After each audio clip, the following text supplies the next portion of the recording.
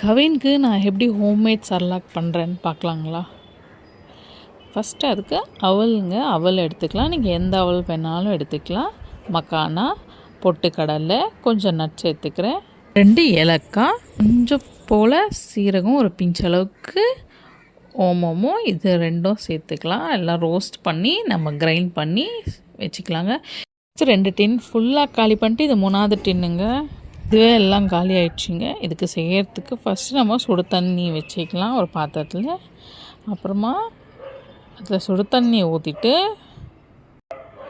இதில் நம்மளுக்கு தேவையான அளவுக்கு சேர்த்துக்கலாங்க. நீங்கள் மெஷர் பண்ணி சேர்த்துங்க. அப்போ தான் நம்ம வீக்லி கொஞ்சம் இன்க்ரீஸ் பண்ண முடியும் உங்களுக்கு.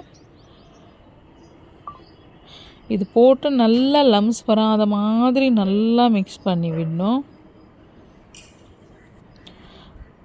மிக்ஸ் பண்ணி விட்டிங்கன்னா அவ்வளோதான், நம்மளுடைய ஹோம்மேட் சர்லாக் ரெடி ஆகிடுச்சுங்க. இது நல்லா உங்களுக்கு நல்லா வெயிட் கெயினும் ஆகும், நல்லது. நீங்கள் ஃபஸ்ட்டு ஸ்டார்டிங் 6 மந்த்லேருந்தே கொடுக்கலாம்.